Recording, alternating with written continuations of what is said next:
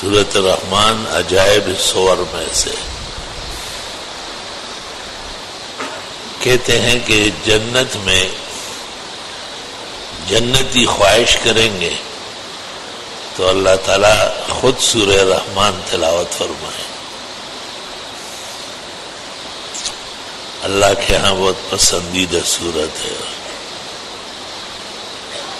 عجائب و غرائب علوم ہے اس میں.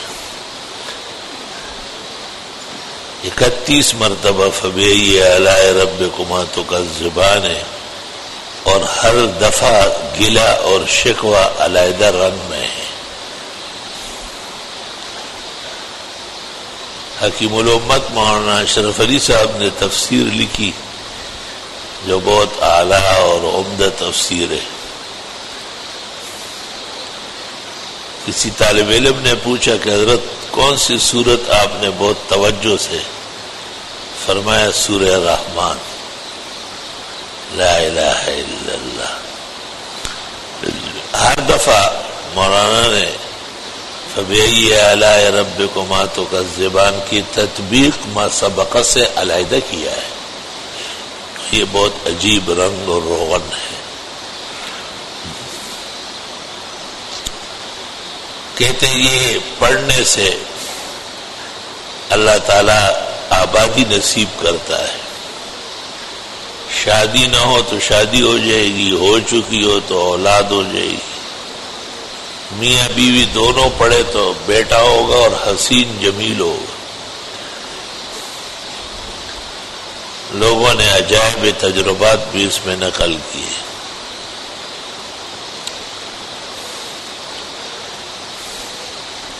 ایک حیران کن فائدہ میں نے اس کا دیکھا ہے کہ یہ امراض کے لیے شفا کا بڑا اکسیر ہے. حالانکہ میں نے ہزاروں تفاسیر دیکھی، کسی بزرگ نے بھی یہ نہیں لکھا، مگر 100% مکمل میرا تجربہ ہے کہ سورۃ رحمان پڑھنے سے امراض زائل ہو جاتے ہیں، حملہ آور بیماریاں پسپا ہو جاتی ہیں. شاید اس کے خوش رنگی اور نیرنگی اور برکات و انوار جو مومن پر نازل ہوتے ہیں اس کے ساتھ بیماری کا کوئی جوڑ نہیں.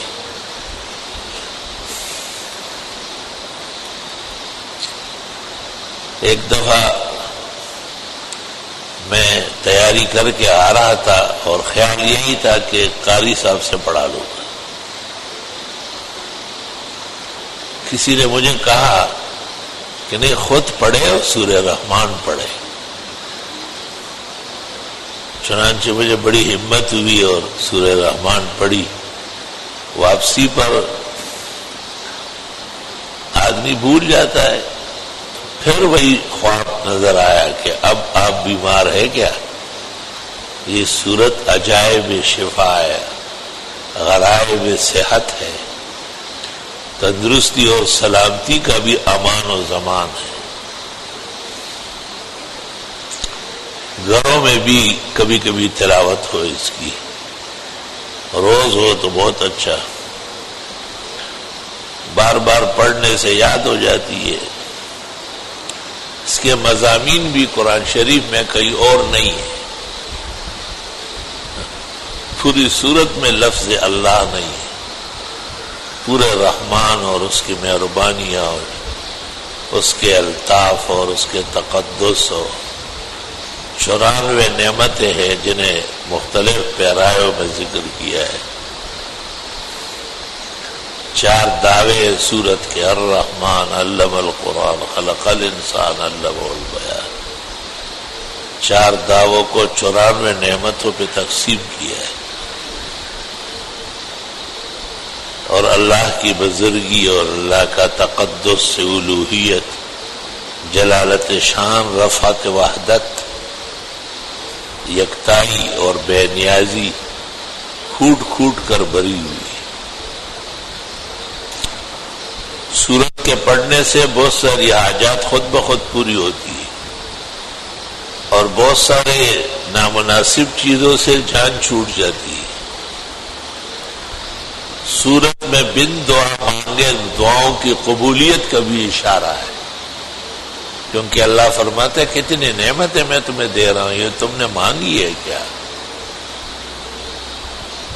مانگنے والے تو بہت ہیں، آسمان و زمین کے سب خلقتیں مجھ سے مانگتی ہیں، لیکن تمہیں کتنی بڑی بڑی نعمتیں، حسنات، توفیق، ہمت، مردانگی، بڑے بڑے کاموں کے لیے استقلال، مطلوبہ جوان مردی، سب صورتوں میں بکھرے ہوئے موتیوں کی طرح پھیلایا ہے۔ جس طرف سے ہاتھ ڈالیں گے قیمتی یاقوت و مرجان ہاتھ آئے۔ اللہ تعالیٰ کی بڑی نعمتوں میں سے قرآن شریف ہے، پھر اللہ نے اس کو محفوظ فرمایا۔ ہمارے ہاں کتنے حفاظ موجود ہیں۔ بنی اسرائیل کو توریت پتھر کے چکیوں پر لکھ کر کے دے دیا گیا تھا، 7 پتھر تھے، اور ایک بھی ان کے یہاں موجود نہیں، سب گم ہو گئے، کیونکہ بدعمل قوم تھی، کتمان حق اور تلبیس حق میں کے مرتکب تھے، تو ان کو آسمانی وحی سے کیا کام تھا۔ لیکن یہاں دیکھے کہ ہمارے ہاں چھوٹے چھوٹے بچے، صحابہ کرام ایک واقعہ بیان کرتے ہیں کہ ایک عمر بن سلمہ رضی اللہ تعالیٰ عنہ ایک کم سن صحابی ہے، 7 سال عمر تھی اس کی۔ وہ کہتے ہیں ہمارا گھر ایک ایسی جگہ تھا جہاں پانی کے لیے لوگ آتے تھے، چشمہ تھا قریب میں، کننا بماء ممر الناس، وہاں سے لوگ گزرتے تھے کیونکہ پانی کا چشمہ تھا، اور باتیں کرتے تھے کہ مکہ میں نبی پیدا ہوا ہو، یہ صورت نازل ہوئی ہو، یہ بیان کیا ہو، یہ ہوا ہو، قوم سے جھگڑا ہو رہا ہے، ہجرت فرمائی۔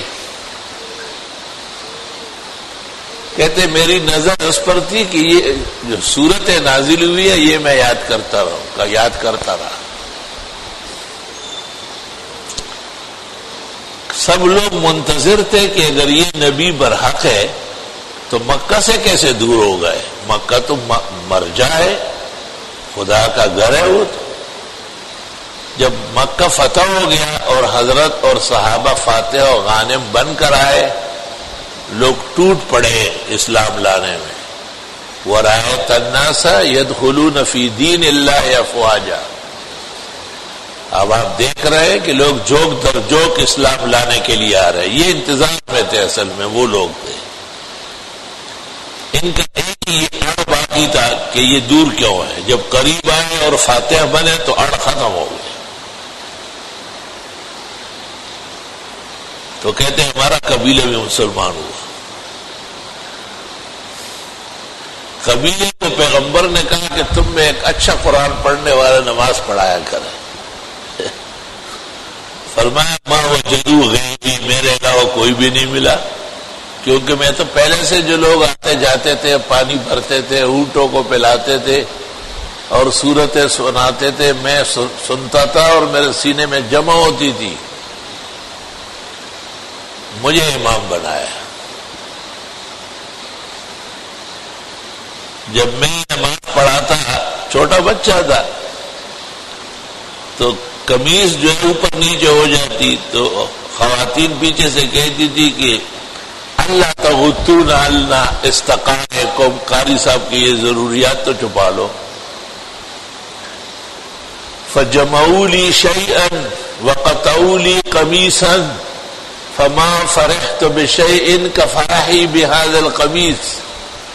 لوگوں نے پیسے جمع کیے، ایک قمیص بنوائی میرے لیے، اتنا خوش ہوا، لمبا کرتا امام کا پہنا دیا۔ یہ دنیا میں امام کے لیے پہلے چندہ ہوا ہے۔